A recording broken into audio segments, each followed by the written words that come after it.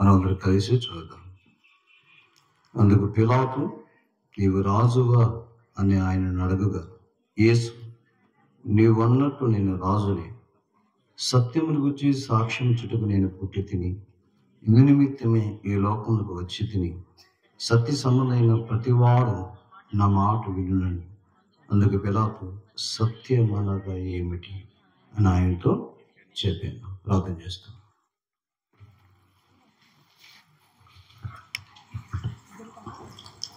పరిశుద్ధమైన మా తండ్రి, ప్రేమ స్వరూపి, నమ్మదగిన దేవ, కృపా సత్య సంపూర్ణుడుగా మీరు మాకున్నందుకు స్తోత్రాలు. ఈ యొక్క రాత్రికాల సమయంలో తండ్రి మీ దాస్తరాలు మరో రోజు గృహంలో చేరి ఈ విధంగా ఈ ప్రత్యేకమైన సువార్త కూడిక కలిగి ఉండటానికి మీరు మా సహాయపడుచున్నందుకు స్తోత్రాలు. అలాగే తండ్రి, ఎంతవరకు మీరు పాటల ద్వారా మీరు మహిమ పొంది ఉన్నారు, దాన్ని బట్టి స్తోత్రాలు. ఈ సమయంలో మీ పరిశుద్ధ లేఖనాలను మేము కొంత ధ్యానం చేస్తుండగా మీ ఆత్మాభిషేకాన్ని కోరుతుండగా సహాయపడండి తండ్రి. మీ యొక్క అభిషేకం సత్యం అన్నారు యోహాను సముద్ర పత్రిక 2వ అధ్యాయం 27వ వచనం. అలాంటి సత్యమైన అభిషేకాన్ని కోరుతుండగా సహాయపడమని వందనాలు స్తోత్రాలు చెల్లిస్తూ యేసుక్రీస్తు వారి పరిశుద్ధ నామములో ప్రార్థన చేసి వేడుచున్నాము తండ్రి, ఆమేన్. దయచేసి మనం చదివిన భాగం చదువుదాము. యోహాను సువార్త, దయచేసి యోహాను సువార్త 18వ అధ్యాయం 37-38 వచనం చదవండి. అందుకు పిలాతు, నీవు రాజువా అని ఆయన అడగగా, యేసు, నీవన్నట్టు నేను రాజుని, సత్యమును గురించి సాక్ష్యం ఇచ్చుటకు నేను పుట్టి తిని, ఇందు నిమిత్తమే ఈ లోకమునకు వచ్చి తిని, సత్య సంబంధమైన ప్రతివాడును నా మాట వినునని. అందుకు పిలాతు, సత్యం అనగా ఏమిటి అని ఆయనతో చెప్పాను. కాబట్టి దినాల్లో మనం ఈ వారం అంతా ఒక విషయాన్ని ధ్యానం చేస్తున్నాం. యేసుక్రీస్తు వారు ఎందుకు పుట్టారు, ఈ విషయాలు మనం చూస్తున్నాం. కాబట్టి ఆయన రక్షకుడుగా రక్షించుటకు పుట్టాడు అనేది మనం చూసాం. రెండవదిగా ఆయన కుమారుడుగా పుట్టాడు, ఇది కూడా మనం చూసాం. ఆ పిల్లల్ని తీసుకెళ్ళాడు, కుమారుడుగా పుట్టాడు, ఇది కూడా మనం చూసాం. ఇక మొన్న కూడా మనం చూసింది ఏంటంటే ఆయన యూదుల రాజుగా పుట్టాడు, ఈ మాట కూడా మనం చూసాం. కాబట్టి ఈ రాత్రి యోహాను సువార్త 18వ అధ్యాయం నుంచి మరొక విషయాన్ని మనం జ్ఞాపకం చేసుకుంటే, యేసుక్రీస్తు వారు ఎందుకు పుట్టారు ఈ విషయాల్లో మరొక మాట మనం చూస్తే 38వ వచనాన్ని మనం చూస్తే, సత్యమును గూర్చి సాక్ష్యం ఇచ్చుటకు నేను పుట్టిదిని. ఇప్పుడు యేసుక్రీస్తు వారు ఎందుకు జన్మించాడు అనేది మనం చూస్తే, సత్యమునకు సాక్షిగా ఉండుటకు, అంటే సత్య సాక్షిగా ఉండటానికి ప్రభు అయిన యేసుక్రీస్తు వారు జన్మించారు అనే విషయాలు మనం చూస్తున్నాం. కాబట్టి దేవుని వాక్యాన్ని మనం చాలా జాగ్రత్తగా అర్థం చేసుకుంటే, పిలాతు యేసు ప్రభుతో ఒక మాట అన్నాడు. వెంటనే ఏమన్నాడు చదవండి. అందుకు పిలాతు, సత్యం అనగా ఏమిటి అని ఆయనతో చెప్పాను. యేసు ప్రభు నాకు మాట అడిగాడు, నేను సత్యం గురించి సాక్ష్యం ఇవ్వటానికి వచ్చానంటున్నావు, పుట్టానంటున్నావు, ఎందుకు అసలు సత్యం ఏంటి?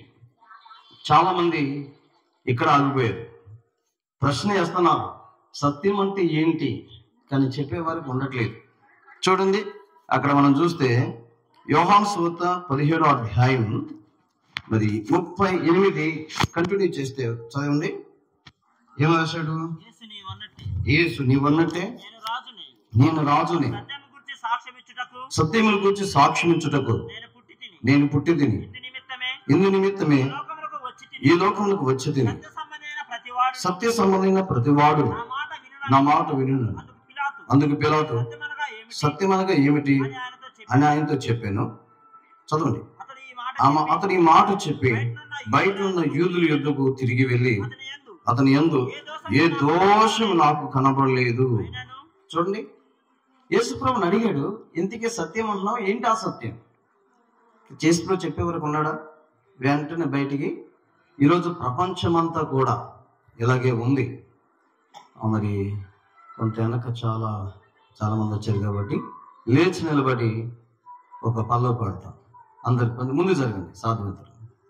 ప్రభు యేసే సత్యమయ్యా, ప్రభు యేసే సత్యమయ్యా, ప్రభులోనే స్వతంత్రమయ్యా, యేసే సత్యమయ్యా, ప్రభు యేసే సత్యమయ్యా, ప్రభులోనే స్వతంత్రమయ్యా, ఓ ప్రియుడా ప్రభువే సర్వమయ్యా, ప్రభులోనే స్వతంత్రమయ్యా, ఓ ప్రియుడా ప్రభువే సర్వమయ్యా, ప్రభు యేసు సత్యమయ్యా, ప్రభు యేసు సత్యమయ్యా.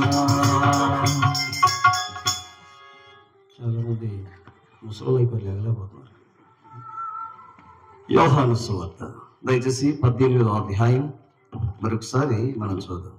యోహాను సువార్త 18వ అధ్యాయం మనం చూస్తాం. 37-38 వచనాల్లో నేను మరలా చదువుతున్నాను. సత్యమును గురించి సాక్ష్యం ఇచ్చుటకు నేను పుట్టి తిని. యేసుక్రీస్తు వారి లోకంలోనికి 2000 సంవత్సరాల క్రితం ఎందుకు జన్మించాడు అని మనం చూస్తే ఆయన సత్యాన్ని గూర్చి సాక్ష్యం ఇవ్వటానికి ఆయన ఈ లోకానికి వచ్చాడు. ఇంతకీ సత్యం అంటే ఏంటి? చూడండి, చాలా మంది ఏంటి సత్యం, సత్యము గురించిన అవగాహన చాలా మందికి లేదు.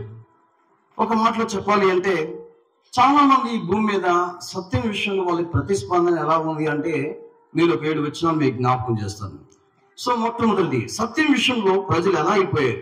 రెండు దేవుని వాక్యం నుంచి రోమీయులకు రాసిన పత్రిక దయచేసి 1వ అధ్యాయం, రోమా పత్రిక దయచేసి 1వ అధ్యాయం 25వ వచనాన్ని మనం చూస్తాం. చదవండి. అట్టివారు దేవుని సత్యమును అసత్యమునకు మార్చి. చాలు.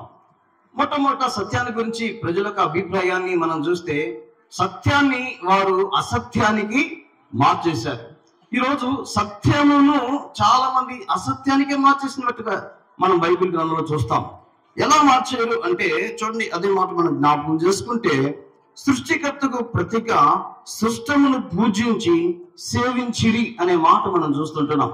రోమీయులకు రాసిన పత్రిక 1వ అధ్యాయం 25వ వచనంలో సృష్టికర్తకు ప్రతిగా వారి సృష్టమునకు పూజించారు. అందుకనే యోనా గ్రంథం 2వ అధ్యాయం 8వ వచనంలో మనం చూస్తుంటున్న మాట ఏంటంటే అసత్యమైన దేవతల యందు.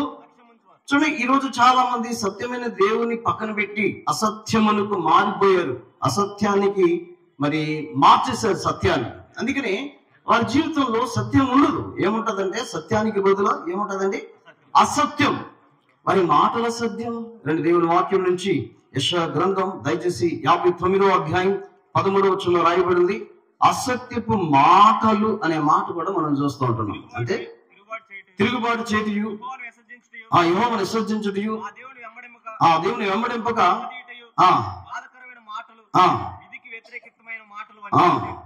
చదవండి. ఏం మాటలు పలుకుతున్నారు మనుషులు? అసత్యపు మాటలు. అంతేనా? అంటే 20వ గ్రంథం 14వ అధ్యాయం 14వ వచనంలో మానవుల యొక్క దర్శనాలు కూడా అసత్యమైపోయి అని బైబిల్ రాయబడుతూ వచ్చింది. యెహోవా నాతో ఇట్లను అబద్ధాలు ప్రకటించుచున్నారు, యెహోవా నన్ను పంపలేదు, వారికి ఆజ్ఞేయలేదు, వారితో మాట్లాడలేదు. వారు ఏం పొందుతున్నారండి? అసత్యమైన దర్శనము. అంటే మనిషి ఈ దినాన సత్యాన్ని విడిచిపెట్టాడు, అసత్యంలోకి వెళ్ళిపోయాడు, అసత్యాన్ని ఆరాధిస్తున్నాడు, అసత్యమైన మాటలు మాట్లాడుతున్నాడు, అసత్యమైన దర్శనాలు కలిగి ఉన్నాడు. అంతేనా? వారి వ్యాపారం ఎలా ఉంది? 20వ గ్రంథం 23వ అధ్యాయం దయచేసి 14వ వచనాన్ని మనం చూస్తే 20వ గ్రంథం 23:14 చదవండి. యెరూషలేము ప్రవక్తలు ఘోరమైన క్రియలు చేయగా నేను చూచితిని, వారి వ్యభిచారులు అసత్యవర్తనులు. చాలు. ఎలాంటి వ్యాపారం చేస్తున్నారు మనుషులు అంటే? సత్యం విడిచిపెట్టారు, అసత్యమైన వ్యాపారాలు మునిగిపోయారు, అసత్యమైన మాటలు ఉంటున్నారు, అసత్యమైన దర్శనాలు కలిగిన వారు ఉన్నారు, అసత్యమైన విగ్రహ ఆరాధన. అంటే నిజమైన సృష్టికర్తని విడిచిపెట్టి మానవుడు సత్యం అంటే ఏంటో ఎరగక సత్యాన్ని అసత్యానికి మార్చడమే కాదు, ఇంకా మనుషులు సత్యం విషయంలో ఎలాంటి అభిప్రాయం కలిగి ఉన్నారు. రండి, తీతుకు రాసిన పత్రిక దయచేసి 1వ అధ్యాయం 13వ వచనంలో సత్యాన్ని అసత్యానికి మార్చడమే కాదు గాని ఇక్కడ ఇంకొక మాట రాశాడు. ఈ సాక్ష్యము నిజమే, ఈ హేతువు చేత వారు యూదుల కల్పన కథలను సత్యం అంటూ తొలగిపోవునట్టు. చాలండి, సత్యాన్ని అసత్యానికి మార్చడమే కాదు, మనుషులు ఏమైపోయారు? సత్యం నుంచి పూర్తిగా తొలగిపోయారు. ఈరోజు సత్యాన్ని చెబితే వినే స్థితిలోనికి లేరండి. చూడండి, తిమోతికి రాసిన 2వ పత్రిక 4వ అధ్యాయం 4వ వచనం. 2 Timothy chapter 4 verse 4. సత్యమునకు చెవినియక కల్పనా కథల వైపు తిరుగు కాలము. ఇక్కడ ఎందుకని యేసు ప్రభువు గురించి చెప్తానంటే వింటారా? లోకంలో దేని గురించి అయినా సమయం ఇస్తారు. చూడండి, దేని గురించి అయినా సమయం ఇస్తారు, కానీ యేసుక్రీస్తు వారి గురించి, ప్రేమ గురించి చెప్తామంటే సత్యానికి మనిషి చెవి ఇవ్వట్లేదు. ఎందుకంటే సత్యం నుంచి మనిషి తొలగిపోయాడు. ఇది తిమోతి పత్రికలో 3వ అధ్యాయం దయచేసి 8వ వచనంలో ఎన్నెయాంబ్రే అనే వారి గురించి మాట్లాడారు. ఎన్నెయాంబ్రే అనేవారు మోషేను ఎదిరించినట్లు వీరు చనిపోయిన మనస్సు కలిగి విశ్వాసంలో భ్రష్టులై సత్యమును ఎదిరించిరి. ఈరోజు ప్రపంచంలో ఎక్కువగా ఆరాధించబడుతున్న మరి మార్గం యేసు మార్గం. ప్రపంచంలో అత్యధికంగా వ్యతిరేకించబడుతున్న మార్గం కూడా యేసు మార్గం. ప్రపంచ చరిత్రలో బైబిల్ వ్యతిరేకించినట్లు మరి ఏ మత గ్రంథాన్ని, ఏ పుస్తకాన్ని కూడా ప్రపంచంలో ప్రజలు వ్యతిరేకించలేదు. ఈ బైబిల్ గ్రంథాన్ని కాల్చినన్ని సార్లు మరి ఏ గ్రంథాన్ని కూడా కాల్చడం అనేది జరగలేదు. సత్యానికి చెవి ఇవ్వట్లేదు, సత్యాన్ని ఎదిరిస్తున్నారు. రోమీయులకు రాసిన పత్రిక దయచేసి 1వ అధ్యాయం, రోమ పత్రిక 1వ అధ్యాయం దయచేసి 18వ వచనాన్ని మనం చూస్తాం. రోమీయులకు రాసిన పత్రిక 1వ అధ్యాయం 18వ వచనం. దుర్నీతి యొక్క సత్యమును అడ్డగించు మనుషుల యొక్క, అంటే సత్యాన్ని మనుషులు ఏం చేస్తున్నారు చెప్పండి? అడ్డగిస్తున్నారు. ఈరోజు దేవుని మాటలు ప్రకటించడానికి మనం వెళ్తే, దేవుని సత్యవార్తను చెప్పడానికి మనం వెళ్తే ఏం చేస్తారు జనంలో? వద్దు, మాకొద్దు, మాకొద్దు, మాకొద్దు, మాకొద్దు అంటే సత్యాన్ని నుంచి తొలగిపోయారు కనుక, సత్యానికి చెవి ఇవ్వట్లేదు కనుక, సత్యాన్ని ఎదిరిస్తున్నారు కనుక సత్యాన్ని ఇప్పుడు ఏం చేస్తారు చెప్పండి? అందుకని అడ్డగించే మనుషులు కూడా ఉన్నారు. ఇంకా మనం చూస్తే చూడండి, అంత్యక్రీస్తు తన స్వభావాన్ని గురించి మాట్లాడుతూ దానియేలు గ్రంథంలో 8వ అధ్యాయం 12వ వచనంలో సత్యాన్ని వాడు ఏం చేస్తాడు అనే మాటలు కూడా చెప్పారు. చూడండి దేవుని వాక్యం దానియేలు గ్రంథం 8వ అధ్యాయం 12వ వచనం మనం చూస్తే, అతిక్రమము జరిగినందున అనుదిన బలిని నిలుపు చేటకై ఇప్పుడు సేన అతనికి ఇయ్యబడెను, అతని సత్యంని వ్యర్థపరచి. చాలు, ఇది నాన్న మనుషులు ఏం చేస్తున్నారు తెలుసా? సత్యానికి మార్చేసేది, సత్యం నుంచి తొలగిపోయారు, సత్యానికి చెవి ఇవ్వట్లేదు, సత్యాన్ని ఎదురిస్తున్నారు, సత్యాన్ని అడ్డగిస్తున్నారు. ఇంకేం రాశాడు ఇక్కడ? సత్యాన్ని వ్యర్థపరుస్తున్నారు. ఈరోజు దేవుని వాక్యాన్ని మన యుద్ధకు వస్తే ఈరోజు ఎంతమంది అండి దాన్ని స్వీకరించేది? చూడండి, 24 గంటలు ఇప్పుడు మనం టీవీ ఛానల్ పెడితే ఏమొస్తుందండి? ఇన్ని వాక్యం. ఇదివరకు అప్పుడు లేదు. ఇదివరకు వాక్యం వినాలంటే చాలా కష్టం. దేవుని వాక్యం వినాలంటే మరి కొనాలి, వర్తమానాలు కొనాలి, యూట్యూబ్ నుంచి కొనాలి. మీకు తెలుసు లేదు? ఇదివరకు ఇప్పటిలాగా డౌన్లోడ్ చేసుకుంటా ఫ్రీగా చేసి చూడటానికి లేదు, అవి కాస్ట్తో కొనాలి. కానీ దినం ఎంత సత్యము వెదజల్లబడుతుంది అంటే, ఎంత సత్యము మన ఇంటికి వచ్చిందంటే, కానీ మనం ఏం చేస్తామంటే ఇటు వింటున్నాము, ఇటు వదిలేస్తాం. అంటే సత్యాన్ని వ్యర్థపరుస్తున్నారు. ఇంకా ముందుకెళ్దాం. దేవుని వాక్యం రోమీయులకు రాసిన పత్రిక 2వ అధ్యాయం 8వ వచనాన్ని మనం చూస్తాం. అయితే భేదములు పుట్టించి సత్యమునికి లోబడక దుర్నీతికి లోబడి వారి మీదకి దేవుని ఉగ్రత. ఈరోజు చూడండి, చాలా మంది సత్యానికి లోబడతారంటే సత్యానికి లోబడట్లేదు. పిల్లలు, ఈరోజు మనిషి జీవితం ఇలా ఉంది. ఇలా అంధకార పరిస్థితుల్లో మానవుడు జీవిస్తుండగా సత్యం ఏంటో తెలియక, అసత్యానికి మార్చబడి, సత్యానికి లోబడక, సత్యము గుర్తించకుండా సత్యాన్ని వ్యతిరేకించి మానవుడు ఏదో సత్యం అనుకుని సత్యాన్ని విసర్జించిన కారణాన్ని బట్టి 2000 సంవత్సరాల క్రితం యేసుక్రీస్తు వారు ఈ లోకానికి వచ్చాడు. ఎందుకొరకంటే ఆయన సత్యవంతుని బయలుపరచడానికి కొరకై. రండి, యోహాను రాసిన మొదటి పత్రిక దయచేసి 1వ అధ్యాయం, యోహాను రాసిన మొదటి పత్రిక మొదటి అధ్యాయం. ఈ సమయంలో మనం చూస్తే ఇక్కడ మనం జ్ఞాపకం చేసుకుంటాం. యోహాను రాసిన మొదటి పత్రిక మొదటి అధ్యాయం. ఈ సమయంలో మనం చదవండి 19:20-21 వచనాలు చదవండి. 20 వచనం చదవండి. యోహాను రాసిన మొదటి పత్రిక 5:20 చదవండి.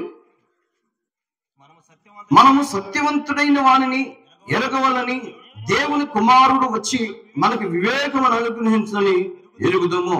మనము దేవుని కుమారుడైన యేసు క్రీస్తునందున్న వారమై సత్యవంతుని అందున్నాము. ఆయన నిజమైన దేవుడు. సో ఎవరు ఈ సత్యం అంటే ఎవరో ఈ సత్యం కాదు, ఆయనే, అనగా ప్రభు అయిన యేసుక్రీస్తు వారే సత్యం. చూడండి, ప్రభు ఎన్నో విషయాలు చెప్పాడు. ఏం చెప్పాడు అంటే, ఆయన తన తండ్రి గురించి మాట్లాడుతూ ఆ తండ్రి సత్యవంతుడు అన్నాడు. అందుకని కీర్తన గ్రంథం 31:5 యెహోవా సత్యదేవ అని రాయబడుతూ వచ్చింది. పరిశుద్ధాత్మ గురించి యోహాను సువార్త 14వ అధ్యాయంలో, యోహాను సువార్త 16వ అధ్యాయంలో ఆ ఆత్మ సర్వ సత్యములోనికి నడిపిస్తున్నాడు. ఆయన ఆత్మ కూడా సత్యము అని పిలువబడింది. కాబట్టి ఇప్పుడు ఈ సత్యం ఏంటి అనేది మనం చూస్తే, నేను ఒక 7 విషయాలు చూస్తాను. చూడండి, మొట్టమొదటి మనం చూస్తే అసలు యేసు ప్రభువే సత్యం అండి. సత్యం అంటే ఎవరో కాదు. ఎవరండి సత్యము? యేసు ప్రభువే. ఆయన పేరేంటి?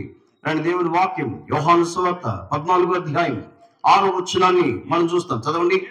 యేసు నేనే మార్గమును. ఇప్పుడు ఎవరు సత్యం? యేసు ప్రభువు అన్నాడు, నేనే మార్గము, నేనే సత్యము. యేసు ప్రభువు భూమి మీద జీవించిన దినాల్లో ఆయన ఎలా పిలిచారు అంటే, మత్తయి సువార్త 22వ అధ్యాయం 16. ఒక నిమిషం మనం చూద్దాం. మత్తయి సువార్త 22వ అధ్యాయం బోధకుడా 16వ వచనం. బోధకుడా నీవు సత్యవంతుడయ్యుండి. అలాగే మార్కు సువార్త 12:14 కూడా అదే సందర్భాన్ని మనం చూస్తే, మార్కు సువార్త 12వ అధ్యాయం 14వ వచనంలో వారు వచ్చి, బోధకుడా నీవు సత్యవంతుడవు. కాబట్టి ఆయన నామాన్ని గురించి ప్రకటన గ్రంథం 19వ అధ్యాయంలో యేసుక్రీస్తు వారి నామం ఎలాంటి నామంతో ఆయన తిరిగి వస్తున్నారు అని చెప్పారంటే, ప్రకటన గ్రంథం దయచేసి 19వ అధ్యాయం, ప్రకటన గ్రంథం దయచేసి 19వ అధ్యాయం. ఇక్కడ చూడండి, ఆయనకు ఇవ్వబడిన నామం ఏంటి అనేది మనం చూస్తే, ఎన్నో వచనం అది? 13వ వచనం మనం చూస్తే చదవండి. రక్తములో ఉంచబడిన వస్త్రము ధరించుకుని ఉండెను. 11వ వచనం చదువుతాం. 11వ వచనం చదవండి. మరియు పరలోకం తెరవబడి చూచి తిని, అప్పుడు ఇదిగో తెల్లని గుర్రం ఒకటి కనబడెను. దాని మీద కూర్చున్న వాని పేరు నమ్మకమైన వాడును సత్యవంతుడు అను నామము. కాబట్టి ఎవరు సత్యం అంటే ఎవరో కాదు, ప్రభువైన యేసుక్రీస్తు వారే. అందుకని పిలాతు అడిగాడు కానీ ఆయన నేనే సత్యం అనే విషయాన్ని కనీసం వింటానుకోవడానికి మనసు లేదు. ఈరోజు చాలా మంది సత్యాన్ని గురించి తెలుసుకోవాలని ఆశ ఉన్నప్పటికీ కూడా ఆ సత్యవంతుడైన వారు ప్రభు అయిన యేసుక్రీస్తే అనేది వారికి అర్థం కాదు. పిల్లరా, అసత్యంలో జీవిస్తున్న మానవుని సర్వసత్యంలోకి నడిపించడానికి, అసత్యమనే అంధకారంలో జీవిస్తున్న మానవుని సత్యమనే వెలుగులోనికి తీసుకురావడానికి 2000 సంవత్సరాల క్రితం సత్యవంతుడైన దేవుడు ఈ లోకానికి దిగి వచ్చాడు. ఆయనే ఆ సత్యాన్ని గురించి. అందుకే సత్యము తన్ను తాను బయలుపరుచుకుంది, సత్యము తన్ను తాను ప్రకటించుకుంది అనే మాట కూడా మనం బైబిల్ గ్రంథంలో మనం చూస్తాం. ఆయనకి చెందినవన్నీ సత్యమే. ఆయన మాత్రమే కాదు, ఆయన ప్రేమ ఎలాంటిదో చూడండి, నశించిపోతున్న ప్రజల పట్ల. తెస్సలోనికీయులకు రాసిన దయచేసి 2వ పత్రిక 2వ అధ్యాయం దగ్గరికి మనం వద్దాం. అపొస్తలుడైన పౌలు ఈ తెస్సలోనికీయులకు రాస్తూ నశించిపోతున్న ప్రజలు ఏమి గుర్తించలేదు అని చెప్పాడు అంటే, తెస్సలోనికీయులకు రాసిన 2వ పత్రిక 2వ అధ్యాయం 9వ వచనాన్ని మనం చూడగలిగితే చదవండి. నశించుచున్న వారు తాము రక్షింపబడుటకై సత్య విషయమైన ప్రేమను అవలంబించకపోయారు గనుక వాని రాక అబద్ధ విషయమై సమస్త బలముతోను నానా విధమైన సూచక్రియలతోనూ మహత్కార్యములతోనూ దుర్నీతిని పుట్టించు సమస్త మోసంతోనూ నశించున్న వారిలో సాతాను కనపరచు బలమును అనుసరించును. చూడండి, సత్య విషయమైన ప్రేమ. ఇది నన్ను నశించిపోతున్న ప్రజలు తిరిగి రక్షించబడడానికి వారు గుర్తించాల్సిన సత్యం ఏంటి అంటే, సత్య విషయమైన ప్రేమను వారు గుర్తించలేకపోతున్నారు. ఈరోజు ఆ పరమాత్ముడైన దేవుడు, సత్యవంతుడైన దేవుడు 2000 సంవత్సరాల క్రితమే నశించిపోతున్న మానవుల్ని ప్రేమించాడు. ఆ ప్రేమను బయలుపరిచిన వ్యక్తే యేసుక్రీస్తు వారు. అందుకని నిన్నును సత్యవంతుడైన నిన్నును, యోహాను సువార్త 17వ అధ్యాయం దయచేసి 3వ వచనాన్ని మనం చూస్తే, యోహాను సువార్త 17వ అధ్యాయం 3వ వచనం చదవండి. అద్వితీయ సత్య దేవుడైన నిన్నును నీవు పంపిన యేసుక్రీస్తును ఎరుగుటయే. కాబట్టి ఇది దేవుని ప్రేమ సత్యమైనది. సత్య విషయమైన ప్రేమను చాలా మంది అర్థం చేసుకోలేకపోయారు. ప్రియులారా, యేసుక్రీస్తు వారు మాత్రమే సత్యము కాదు, యేసుక్రీస్తు వారి ప్రేమ కూడా నిజం. అది సత్యమైన ప్రేమ. ఈ రోజు ప్రపంచంలో ప్రేమను గురించి మనం మాట్లాడితే యేసు ప్రేమకు సాటైన ప్రేమ ఎక్కడైనా ఉందా అంటే లేదు. నిజమైన ప్రేమ ఏదైనా ఉంది అంటే అది యేసయ్య ప్రేమే. ఈ ప్రపంచములో నిస్వార్థముగా ప్రేమించే ప్రేమ యేసు ప్రేమ తప్ప ఈ లోకంలో ఏ ప్రేమ కూడా లేదు. ఏముందండి ప్రేమ? తల్లిదండ్రుల ప్రేమలో కూడా ఏముంటుందో చెప్పండి? స్వార్థం ఉంటుందా ఉండదా? ఉంటుందా ఉండదా? తల్లిదండ్రుల ప్రేమలో కూడా స్వార్థం. ఒకవేళ ఒక చిన్న పిల్లాడు రోడ్డు మీద ఏడుస్తా ఉన్నాడు అనుకోండి, ఇద్దరు తల్లులు ఉన్నారనుకోండి, ఏ తల్లి పరిగెత్తుకెళ్ళి పాలిస్తుంది? సొంత తల్లినా? పక్కన ఉన్న తల్లి ఇస్తుందా? నా కొడుకుకి మాత్రమే నేను పాలిస్తాను, నా కొడుకుని మాత్రమే నేను చూసుకుంటాను. రోడ్డు మీద ఇద్దరు ఉన్నప్పటికీ కూడా ఒక తల్లి దగ్గర ఏదైనా తిని పదార్థం ఉందనుకోండి, ఎవరికి ఇస్తుంది? తన కొడుకు మాత్రమే. స్వార్థం స్వార్థం స్వార్థం. భార్య భర్తల మధ్య ఉన్న ప్రేమల స్వార్థం, అన్నదమ్ముల మధ్యలో ఉన్న ప్రేమల స్వార్థం, అక్క చెల్లెల్లో ఉన్న ప్రేమల స్వార్థం, అన్నిటి స్వార్థం. ఈరోజు ఒక వ్యక్తి మరొక వ్యక్తిని ప్రేమిస్తున్నాడంటే కేవలం స్వార్థమే. తన వల్ల ఏదైనా ప్రయోజనం అయితేనే తప్ప ఒక వ్యక్తి మరొక వ్యక్తిని ప్రేమించలేడు, ప్రేమించడు. నువ్వు ఒక వ్యక్తిని ప్రేమిస్తున్నావంటే ఆ వ్యక్తి ఏదో విధానంలో నిన్ను సంతోషపరచడమో నీకు ఉపయోగపడటమో కారణమై ఉంటే తప్ప ప్రేమించలేవు. కానీ ఒక ప్రేమ ఉంది ఈ ప్రపంచంలో, అదే సత్యమైన ప్రేమ. దేవాది దేవుడు నిన్ను ప్రేమించి ఈ లోకానికి తన ఏకైక కుమారుణ్ణి ఈ లోకానికి ఇచ్చేసాడు. అది దేవుని ప్రేమ. మరి యేసు ప్రేమ ఏంటి? ఆ యేసు ప్రభువారు ఈ లోకానికి వచ్చి నిన్ను ప్రేమించి తన్ను తాను అప్పగించుకున్నాడు, తన ప్రాణాన్ని ఇచ్చేసాడు. దేవుని ప్రేమ యథార్థమైంది, దేవుని ప్రేమ నిజమైంది, యేసు ప్రేమ నిజమైంది. ఆ ప్రేమను గుర్తించిన ప్రతి వాడు సాతాను చెరలోకి వెళ్ళిపోతున్నాడు, నశించిపోతున్నాడు. ఈ రాత్రికాల సమయంలో ఈ సత్యవంతుడైన వ్యక్తి ప్రేమను నువ్వు గుర్తించగలిగితే, 2000 సంవత్సరాల క్రితం నిన్ను ప్రేమించి పాపాన్ని బట్టి నశించిపోతున్న నిన్ను రక్షించడానికి ఈ లోకానికి దిగి వచ్చిన ప్రేమే సత్యవంతమైన ప్రేమ. అంతేకాదు యేసయ్య మాట కూడా సత్యం. దేవుని వాక్యం నుంచి యోహాను సువార్త దయచేసి చూడండి, 8వ అధ్యాయం. యోహాను సువార్త 8వ అధ్యాయం ఈ సమయంలో 14వ వచనాన్ని మనం చూద్దాం. చదవండి. యేసు, నేను ఎక్కడి నుంచి వచ్చితునో, ఎక్కడికి వెళుదునో నేను ఎరుగుదును కనుక నన్ను గూర్చి నేను సాక్ష్యం చెప్పుకొనను, నా సాక్ష్యము చాలు. ఇక్కడ ఇంకొక మాట మనం చూస్తున్నాం, యేసు ప్రభువు వారి సాక్ష్యం అండి. ఇది నిజమేనే కాదా? యేసు ప్రభువు వారి సాక్ష్యం ఒకటి, ఆయన ప్రేమ సత్యం, ఆయన సత్యం, ఆయన సాక్ష్యం కూడా సత్యం. మరి యేసు ప్రభువు చెప్పిన సాక్ష్యం ఏంటి? యోహాను సువార్త 8వ అధ్యాయం. చాలా మంది ఆయన అంగీకరించలేకపోతున్నారు. ఏంటి అంటే ఆయన చెప్పిన సాక్ష్యాన్ని బట్టి చూడండి. యోహాను సువార్త 8వ అధ్యాయంలో ఆయన చెప్పిన సాక్ష్యం ఏంటి అంటే చూడండి, మనం చూద్దాం. 44వ వచనాన్ని మనం చూద్దాం. చదవండి. మీరు మీ తండ్రి యొక్క అపవాది సంబంధులు, మీ తండ్రి దురాశలు నెరవేర్చుకోరుచున్నారు. ఆది నుండి వాడు నరహంతకుడు అయ్యుండి సత్యమును నిలిచిన వాడు కాదు, వాని యందు సత్యమే లేదు. వాడు అబద్ధం ఆడినప్పుడు వాడి స్వభావం అనుసరించే మాట్లాడు. వాడు అబద్ధకుడు, అబద్ధమునకు జనకుడైనాడు. చూడండి, యేసు ప్రభువు చెప్పే సాక్ష్యం ఏంటి అంటే ఆయన చెప్పాడు, మీరు మీ యొక్క తండ్రి అయిన అపవాది పిల్లలు అని చెప్పారు. ఆ మాట అబద్ధమా? వారు ఆయన మీద ఈ మాట చెప్పినందుకు ఈయన దయ్యం పట్టినోడు అని ఆయన వ్యతిరేకించారు. అక్కడ యోహాను సువార్త 8వ అధ్యాయంలో చూడండి, అక్కడ మనం చూస్తే ఏమన్నారు? 48వ వచనం చదవండి. అందుకు యూదులు, సమరయుడు దయ్యం పట్టిన వాడవని మేము చెప్పు మాట సరే కదా ఆయనతో ఏమన్నాడండి? ఏంటి ఎంత మాట అండి? అలా ఇంత మాట అంటావా? అంత అపవాది పిల్లలు అంటావా మమ్మల్ని? అసలు మేము అనుకున్నట్టు నీకు నిజంగా దయ్యం పట్టింది. ఆయన చెప్పే సాక్ష్యాన్ని వారు నమ్మట్లా, ఆయన చెప్పే సాక్ష్యాన్ని నమ్మట్లా. నేను దేవుని కుమారుణ్ణి అని చెప్పాడు. అది అబద్ధమా? అని నమ్మట్లేదు. నేను పరలోకం నుంచి వచ్చిన వాడిని అని చెప్పాడు. నమ్మేనా?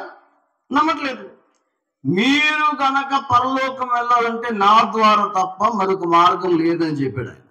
పరలోకం ఉందని చెప్పాడు, దేవుడు ఉన్నాడని చెప్పాడు, మీరు అపవాది పిల్లలని చెప్పారు. నన్ను వ్యతిరేకిస్తున్నారు, నా సత్యాన్ని, నా సాక్ష్యాన్ని. చూడండి, ఇక్కడ మనం చూస్తే కనుక యేసుక్రీస్తు వారు చెప్పిన, మీరు యోహాను సువార్త 8వ అధ్యాయాన్ని అంతా కూడా చూస్తే గనక ఆయన చెప్పిన ప్రతి మాటను వారు వ్యతిరేకించినట్లే మనం చూస్తూ ఉంటున్నాం.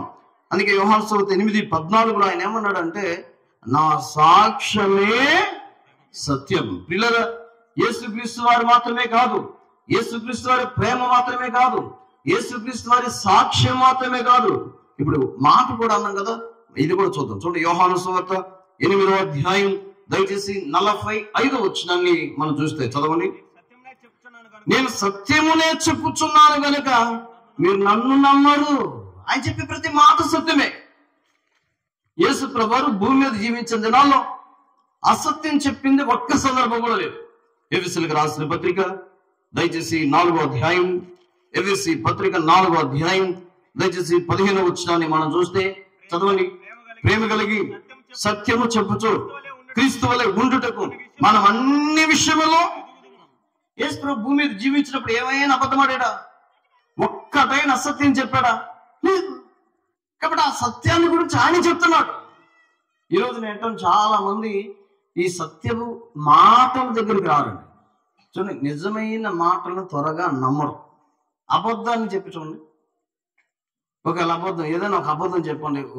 మా ఇంటి పైన వంకాయలకి బంగారు వంకాయ కాసింది ఒకటి అన్నాం అనుకోండి, ఏం చేస్తామంటే అది నిజమా ఉద్యోగం తర్వాత కానీ తెల్లారికల్లా మొత్తం వెళ్ళిపోతాయి, ఎక్కడెక్కడికో వెళ్ళిపోతాయి.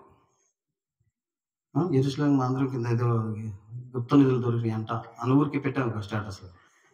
ఇక చూడు, అంటే మనిషి అసత్యాన్ని నమ్మినంతగా సత్యాన్ని నమ్మడు. అబద్ధానికి ఇచ్చే ప్రాధాన్యత సత్యానికి ఇవ్వడు. ఏంటి? ఆయన వాక్యం సత్యం కదా. యోహాను సువార్త 17వ అధ్యాయం, యోహాను సువార్త 17వ అధ్యాయం చూడండి. యోహాను సువార్త 17:17 మనం చదువుదాం. సత్యమందు వారిని ప్రతిష్ఠిత చేయము. ఏమన్నాడు? సత్యమందు వారిని ప్రతిష్ఠిత చేయము, నీ వాక్యమే సత్యము. దేవుని వాక్యం కూడా మనం సత్యంగా మనం చూస్తున్నాం. అందుకే ఆయన మాట ఈరోజు చాలా మంది ఈ సర్వసత్యమైన వాక్యం దగ్గరికి రావట్ల, దానికి లోబట్ల. ఇందాక మనం చెప్పాం కదా, సత్యమునకు లోబడక దుర్రీతికి లోబడే వారి మీదకి ఏమొస్తుంది చెప్పండి?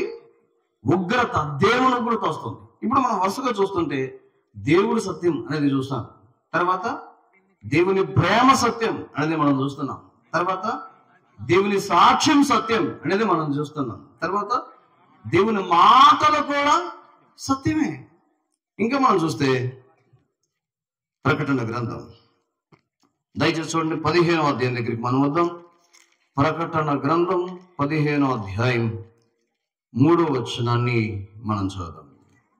వారు దేవా సర్వాధికారి, నీ క్రియలు ఘనమైనవి, ఆశ్చర్యమైనవి, యుగములకు రాజా, నీ మార్గములు న్యాయములను సత్యములున్నాయి ఎన్నవి. ఇక్కడ ఏం రాశాయంటే నీ మార్గములు ఏమన్నాడు చెప్పండి?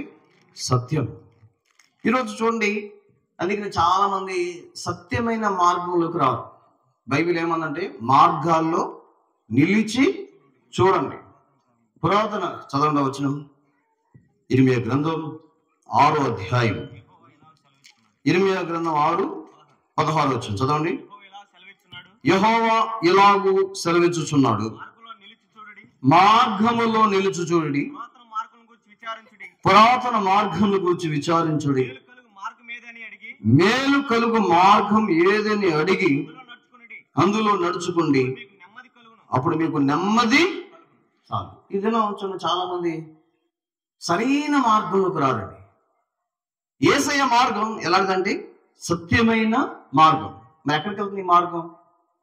అని చెప్పాడు కదా, నేనే మార్గము. ఎక్కడికి మార్గం? ఎక్కడికి వెళ్తున్న మార్గం? తండ్రి యొద్దకు వెళ్ళే మార్గం ఇది. లోకంలో చాలా మార్గాలు కనపడతాయి మనకి. మనిషి ఏది ఈజీగా ఉంటే దాన్ని అవలంబిస్తాడు భక్తుడు. చూడండి, అసలు హద్దులు లేవు అంటే కనుక ఆ మతం మనకి ఇష్టం. అందరికి ఇష్టపడే మతం ఏంటంటే అసలు దాంట్లో రూల్సే లేవనుకోండి, హ్యాపీగా దాన్ని అనుసరిస్తారు. యేసుని నమ్ముకున్నావు కాబట్టి నీది మానేయాలని అనుకోండి, కొద్దిగా కష్టం. అందుకే చూడండి, క్రైస్తవ్యంలో కూడా ఈజీ మెథడ్ అంటే నా అనుదిన జీవితంలో, నా ఇష్టానుసారమైన జీవితంలో అడ్డం లేని భక్తి ఏదైనా ఉంటే తండోపతండాలు వెళ్ళిపోతారు. ఇప్పుడు చూడండి, ఇరుకు మార్గం ఎక్కువ ఉంటారా, విశాల మార్గం ఎక్కువ ఉంటారంటే విశాల మార్గం అని ఎంతమంది అంటారంటే అందరూ అదే మార్గం ఉంటారు. పర్లేదు, లోనకి వెళ్ళేది నిన్ను అపవిత్రపరచదు కనుక పర్లేదు, నువ్వేమైనా తిను, ఏమైనా తాగు అన్నావు అనుకోండి, ఏసు రక్తం చేయి, ఇలాంటి సంఘం కోసం ఎప్పటి నుంచో ఎదురు చూస్తున్నాను. లోనకి వెళ్ళేది ఏం అపవిత్రపరచదు. మొన్న భీమేనా అక్కడ ఒక మీటింగ్ చెప్తే భీమేనతో ఆయన మాట్లాడతాడు. భీమేనా మందులు వేసే కనిపెట్టాడు, యోహాను సూత్రం 2వ అన్నాడు. తాగుబోతుల వాక్యం తెలుస్తుంది. యోహాను సూత్రం 2వ ఎవరు కలిపారు తెలుసా? మధ్యాహ్నం అన్నంటే కూర్చో మాట్లాడదంటే ఏసై కనిపెట్టాడు. మనకి సాతాను చాలా తెలివిగా ఏం చేస్తాడంటే ఈజీ మెథడ్. ఈరోజు క్రైస్తవ్యంలో కూడా చూడండి, చాలా మంది భక్తిహీనులుగా జీవించి పరలోకానికి వెళ్ళిపోతా ఉంటాం. అసాధ్యం. నువ్వు ఎలా పడితే అలా జీవించి ఆ మార్గంలో నువ్వు గమ్యాన్ని చేరుకోలేవు. అందుకే యేసు ఏమన్నాడు? నా ద్వారా తప్ప తండ్రి యొద్దకు, ఎందుకంటే అదే సరైన మార్గం, సత్యమైన మార్గం. ఇది నాన్న చాలా మంది పరలోకానికి వెళ్ళటానికి, ముక్తి రాజ్యాన్ని చేరుకోవడానికి చాలా ప్రయత్నాలు, ఎన్నో మార్గాల్లో ప్రయత్నం చేస్తున్నారు. ఇంకొంతమంది అయితే చీమను కూడా చంపకుండా బ్రతకడానికి ప్రయత్నం చేసే మతాలు కూడా ఉన్నాయి. కానీ ప్రియులారా, ఈ దినం యేసు మార్గము మాత్రమే సత్యం. ఆ మార్గములోనికి నువ్వు వస్తేనే, అందుకని యేసు అంటే ఒక మతం కాదు, యేసు అంటే ఒక మార్గం, నిన్ను పరలోకానికి తీసుకెళ్లే మార్గం. సో దీని గురించి సాక్ష్యం ఇవ్వడానికి వచ్చాడు యేసయ్య 2000 సంవత్సరాల క్రితం.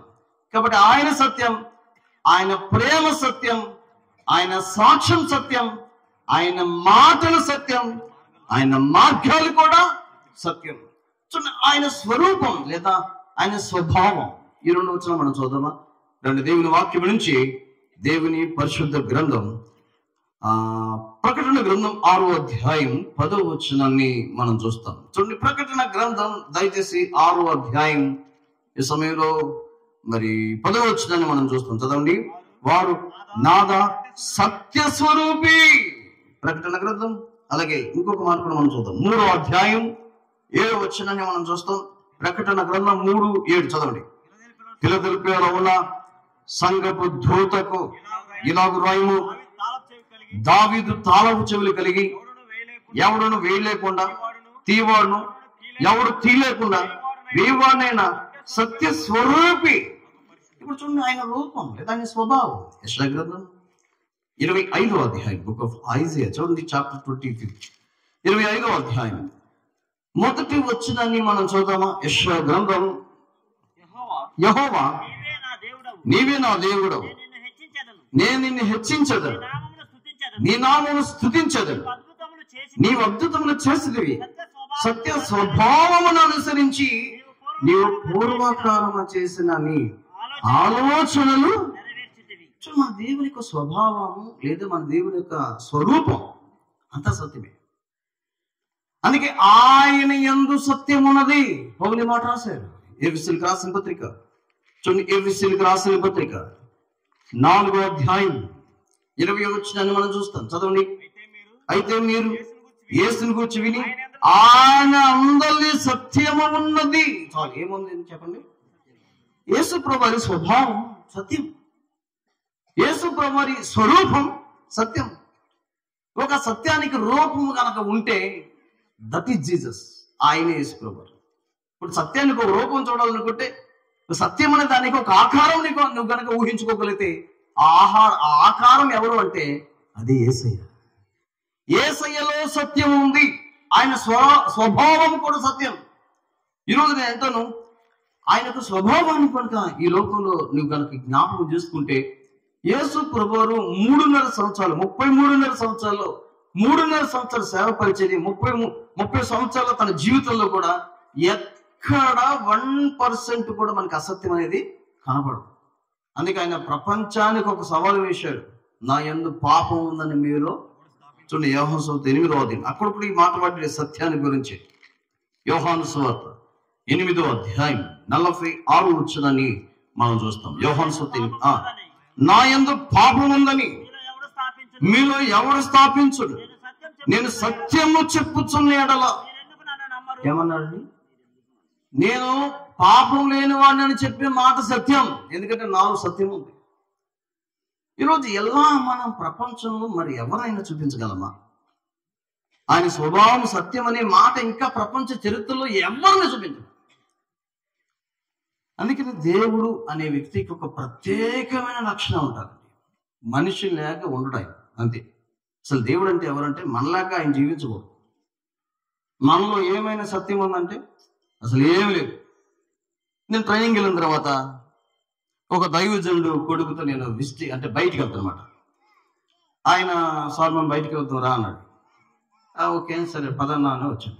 వెళ్తాగానే ఒక ఇంటర్నెట్ షాప్కి వెళ్ళి, ఆయన పేరు రఫీ, ఇంటర్నెట్ షాప్. ఆయన అడిగాడు, ఏం చేస్తారండి మీరు అంటే, నేను బెంగళూరులో జాబ్ చేస్తున్నాను, నెలకి 90,000 వస్తాయి అన్నాడు. నేను కూడా అదే అప్పుడే ట్రైనింగ్కి వెళ్ళాం కాబట్టి ఓహో 90,000 అని నేను అనుకున్నాను. తర్వాత ఇంకో చోటుకి వెళ్తే ఇంకో ఆయన అడిగాడు, ఏం చేస్తారు సార్ మీ జాబ్? నేను ఎయిర్టెల్ ఆఫీసులో మేనేజర్ అన్నాడు. అట్టగా ఆ రోజు ఒక 10 స్థలాలు తిరుగుంటాం. 10 స్థలాల్లో ఆయన చెప్పింది వింటే అసలు ఒక్కటి కూడా సత్యం లేదు. నాకు అనిపించింది, ఈయన అబద్ధాలు మాట్లాడు కానీ అప్పుడప్పుడే నిజాలు మాట్లాడతాడు. అర్థమైందా? నిజాలు ఒక్కటి కూడా అవ్వదు. ఈరోజు మనం నోరు ఇప్పేమంటే చాలా ఏముంటాయండి, ఎందుకంటే మన స్వభావం దేంతో నింపబడి ఉందంటే అసత్యంతో. ఈరోజు పిల్లరా, యేసుక్రీస్తు వారు తను తాను బయలుపరచుకోవడానికి 2000 సంవత్సరాలకు వచ్చాడు, సత్యాన్ని గురించి సాక్ష్యం ఇవ్వడానికి. ఇంతకీ ఎవరు ఆ సత్యం అని పిలాతు అడిగిన ప్రశ్నకి ఆన్సర్ ఏంటంటే యేసయ్యే సత్యం. ఆయన సత్యం, ఆయన మాట సత్యం, ఆయన ప్రేమ సత్యం, ఆయన సాక్ష్యము సత్యం, ఆయన మార్గము సత్యం, ఆయన రూపం, ఆయన స్వభావం సత్యం, ఆయన వెలుగు. యోహాను రాసిన మొదటి పత్రిక 2వ అధ్యాయం 8వ వచనంలో ఆ చీకటిలో ఉన్న వారికి ఏం కలిగిందో చూద్దాం. చూడండి, యోహాను రాసిన మొదటి పత్రిక 2వ అధ్యాయం 8వ వచనం చదవండి. మరియు కొత్త ఆజ్ఞను మీకు రాయిచున్నాను, చీకటి గతించుచున్నది, సత్యమైన వెలుగు ఇప్పుడు ప్రకాశించుచున్నది కనుక అది ఆయన యందును మీ యందును సత్యమే. చాలు. ఎందుకు యేసుక్రీస్తు వారు ఈ లోకానికి దిగి వచ్చినప్పుడు అరుణోదయ వెలుగు అని పిలిచారు, నిజమైన వెలుగు అని పిలిచారు. యెషయా గ్రంథం 9వ అధ్యాయంలో గొప్ప వెలుగు అని పిలిచారు. చాలా రకాల వెలుగులు, ఆశ్చర్యమైన వెలుగు అంటాడు పౌలు గారు. మీకు తెలుసా, లైట్ కేవలం ఆయనే, ఆయన జ్యోతిర్మయుడు, గమనములు లేని వెలుతురు ఆయన. మనం వాడే అంత డూప్లికేట్, ప్రతి లైట్ కూడా పూర్తి లైట్లే. కానీ యేసు ప్రభువు నిజమైన వెలుగు. ఎందుకు వచ్చాడు తెలుసా? అంధకారంలో ఉంటున్న మానవుని వెలిగించటానికి ఆయనే. అందుకే ఈరోజు ప్రతి ఇంట్లో మనం పైన ఏం చూస్తామంటే నక్షత్రం, వెలుగు ఆయనే. ఆ వెలుగు ఈ లోకానికి వచ్చిన దినమే క్రిస్మస్. అదే సర్వసత్యం. ఈరోజు ఆ సత్యాన్ని గ్రహించకుండా ఇంకా మనం చీకట్లో ఉంటే ఆయనలోనికి మనం ఇంకా రానట్టే. అదే రాశాడు కదా యోహాను రాసిన మొదటి పత్రిక 2వ అధ్యాయంలో కూడా ఏమన్నా అంటే, మరియు కొత్త ఆజ్ఞ మీకు రాయిచున్నాను, చీకటి గతించుచున్నది, సత్యమైన వెలుగు అంటే ఆయన వెలుగు సత్యమైంది ఇప్పుడు ప్రకాశించుచున్నది, అది ఆయన యందును మీ యందును సత్యమే. వెలుగులో ఉన్నాను చెప్పుకోనిచ్చు తన సహోదరుని ద్వేషించువాడు ఇప్పటి వరకు చీకటిలోనే. చాలా మంది వెలుగు నేను ఆ వెలుగును కలిగి ఉన్నాను, ఆ వెలుగు నాలో వచ్చింది, ఆ వెలుగు నా ఇంట్లో ఉంది, ఆ వెలుగు నా హృదయం ఉంది అంటానే కానీ మనం ఏం చేస్తామంటే చీకటి పనులు చేస్తాం. చీకటి పనులు ఏంటి అంటే ఏం చెప్పండి? తన సహోదరుని ద్వేషించడం, తన సహోదరుని ద్వేషించడం. ఈరోజు నేను అనుకుంటాను ఖచ్చితంగా ఈ సత్యమైన వెలుగు వారు కలిగి ఉన్నారంటే లేరని చెప్పాలి. అంతేకాదు ఒకరోజు ఈ సత్యమైన దేవుడు ఇంకొక పని కూడా చేయబోతున్నాడు. ప్రకటన గ్రంథం దయచేసి 19వ అధ్యాయం, ప్రకటన గ్రంథం 19వ అధ్యాయం, దయచేసి ఈ మాట మనం జ్ఞాపకం చేసుకుంటాం. 2వ వచనం, ఆయన తీర్పులు సత్యములు. 16వ అధ్యాయం ప్రకటన గ్రంథం 16వ అధ్యాయం 7వ వచనం మనం చూస్తాం. అందుకు అవును ప్రభువా, దేవా, సర్వాధికారి, నీ తీర్పులు సత్యములను న్యాయమునై ఉన్నాయి. రోమిలికి రాసిన పత్రిక 2వ అధ్యాయం, రోమా పత్రిక 2వ అధ్యాయం 2వ వచనం, అట్టి కార్యం చేయవారి మీద దేవుని తీర్పు సత్యమును అనుసరించిందే అని. కాబట్టి ఈరోజు నేను అంటాను, ఈ సత్యవంతుడైన దేవుని నువ్వు గనక గ్రహించకపోతే, సత్యాన్ని మనం గ్రహించాలి. నేను లాస్ట్ టైం చెప్పినప్పుడు సత్యం విషయంలో మన ప్రతిస్పందన ఎలా ఉండాలి అని చెప్పాను. ఇదే భుజాలో లాస్ట్లో చెప్పాను. సత్యాన్ని ఎరగాలి, సత్యాన్ని గ్రహించాలి, సత్యాన్ని నమ్మాలి, సత్యాన్ని అనుసరించాలి, సత్యానికి లోబడాలి. ఒకవేళ అలా లేకపోతే ఒక దినం ఈ సత్యవంతుడైన దేవుడు మరలా రాబోతున్నాడు. ఆ దేవుడు వచ్చినప్పుడు ఆ దేవుని మనం గుర్తించకుండా ఇష్టానుసారంగా జీవిస్తే మళ్ళీ ఆయన తీర్పు ఎలాంటిది చెప్పండి? దాన్ని మనం ఎవ్వరం మార్చము. అది సత్యం. నువ్వు నమ్మినా నమ్మకపోయినా, ఒప్పుకున్నా ఒప్పుకోకపోయినా ఒక దినం దేవుడి ముందు నిలబడక తప్పదు. ఆ దినం దేవుడిని అడుగుతాడు, నీకు ఇచ్చిన ప్రేమను ఏం చేశావు? నీకు ఇచ్చిన వాక్యాన్ని ఏం చేశావు? నీకు ఇచ్చిన వెలుగును ఏం చేశావు? నీకు చూపిన మార్గాన్ని ఏం చేశావు? నేను చెప్పిన సాక్ష్యాన్ని ఏం చేశావు? నేను చెప్పిన మాటలు నువ్వేం చేశావు? అనుసరించలేదు కదా అని ఆయన ఒక దినం సత్యాన్ని అనుసరించే మళ్ళా తీర్పు తీరుస్తాడు. ఒకవేళ ఆయన సత్య దగ్గరికి నువ్వు వస్తే ఈ సత్యం నిన్ను స్వతంత్రులుగా చేసేస్తుంది. యోహాను సువార్త 8వ అధ్యాయం దగ్గరికి మనం వద్దాం. యోహాను సువార్త 8వ అధ్యాయం, దయచేసి ఈ సమయంలో ఆయన తన శిష్యులతో మాట్లాడుతాడు. ఈ సందర్భం యోహాను సువార్త 8వ అధ్యాయం 32వ వచనాన్ని మనం చూస్తే, అప్పుడు సత్యము మిమ్మల్ని స్వతంత్రులుగా చేయనని. చాలు. ఇప్పుడు సత్యం ఏం చేస్తుంది చెప్పండి? ఎందుకు ఆయన బయలుపరుచుకున్నాడు? ఎందుకు ఈ లోకానికి దిగి వచ్చాడు? ఎందుకు తను తాను చూపించుకున్నాడు? పిలాతు అడుగుతున్నప్పుడు నేను సత్యాన్ని గురించి సాక్ష్యం ఇవ్వడానికి వచ్చాను, నేనే సత్యం అని ఎందుకు చెప్తున్నాడు అంటే, ఆ సత్యమైన దేవుడు 2000 సంవత్సరాల క్రితం ఈ లోకానికి దిగి వచ్చి పాపానికి బానిసలుగా బంధించబడిన ప్రతి మానవుని పాపం అనే బంధకం నుంచి విడిపించి, ఆ పాపం నుంచి వాడిని విడిపించి విమోచించి స్వతంత్రుడుగా చేయాలి. అందుకని ఆయన 2000 సంవత్సరాల క్రితం ఈ లోకానికి వచ్చి ప్రయాసపడి భారం వస్తున్న సమస్తమైన ఎందుకు పిలిచాడు తెలుసా? గలతీయులకు రాసిన పత్రిక 5వ అధ్యాయం. ఎందుకని పిలిచాడంటే, గలతీయులకు రాసిన పత్రికలో మనం చూస్తే చూడండి, ఇక్కడ ఎందుకు ప్రభువారు ఈ లోకంలో పిలవడానికి వచ్చాడు అంటే 13వ వచనాన్ని మనం చూస్తే, గలతీయులకు రాసిన పత్రిక 5వ అధ్యాయం 13వ వచనం రాయబడింది, సహోదరులారా మీరు స్వతంత్రులుగా ఉండటకు పిలువబడుతుంది. అయితే ఒక మాట, ఆ స్వాతంత్రము శరీరకి హేతువు చేసుకునక ప్రేమ కలిగిన వారి ఒకరికొకరు దాసులుగా. ఈరోజు యేసయ్య 2000 సంవత్సరాల క్రితం సత్యానికి గురించి సాక్ష్యం ఇవ్వడానికి లోకానికి దిగి వచ్చింది. ఎందుకంటే ఆ సర్వ సత్యంలో నేను తీసుకురావడానికి, నిన్ను పాపం అనే బానిసత్వం నుంచి విడిపించి స్వతంత్రంగా చేయాలని ఈ లోకానికి దిగి వచ్చాడు. అయితే ప్రశ్న ఏంటంటే, 2000 సంవత్సరాలు దాటిపోయింది, కానీ నీ జీవితంలో స్వతంత్రత ఉందా? లేదు. చాలా మందికి లేదు. చాలా మంది ఇంకా రకరకాల బానిసత్వ బ్రతుకులో జీవిస్తున్నారు. ఈ రాత్రి నీ జీవితాన్ని పరీక్షించుకుంటూ, ప్రభా 2000 సంవత్సరాల క్రితం ఈ లోకానికి సర్వసత్యాన్ని తీసుకురావడానికి, సత్యానికి సాక్ష్యం ఇవ్వడానికి, నిన్ను నువ్వే బయలుపరచుకోవడానికి వచ్చి ఉన్నావు. కాబట్టి ఇంతవరకు కూడా నీ సర్వసత్యాన్ని రాలేకపోయాను. నా పాపం నన్ను లాక్కెళ్తుంది, నా శరీర క్రియలు నన్ను లాక్కెళ్ళిపోతున్నాయి, నాకు కలిగిన బానిసపు బ్రతుకు వ్యసనాలు నన్ను వదిలి లేకుండా నన్ను పట్టేసి. కాబట్టి రాత్రి నీ దగ్గరికి వస్తున్నాను, మరలా సత్యవంతుల దేవుడి దగ్గరికి వస్తున్నాను. ప్రభువా నన్ను స్వతంత్రుడిగా చేయగలవా?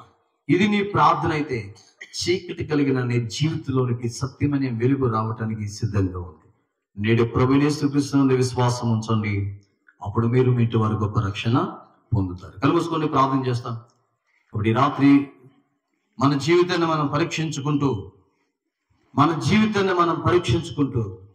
ఇక్కడి నుంచి మనం వెళ్దాం. ఒకసారి ఆలోచించండి, ఇంత వాక్యమైన తర్వాత కూడా నీవు ఈ సత్యాన్ని వ్యతిరేకిస్తుంటే, ఈ సత్యానికి నీ చెవి ఇవ్వకపోతే, ఈ సత్యానికి నువ్వు లోబడకపోతే, ఈ సత్యం దగ్గరికి నువ్వు రాకపోతే, ఈ సత్యమైన మాటలు నీ హృదయంలోకి చేర్చుకోకపోతే,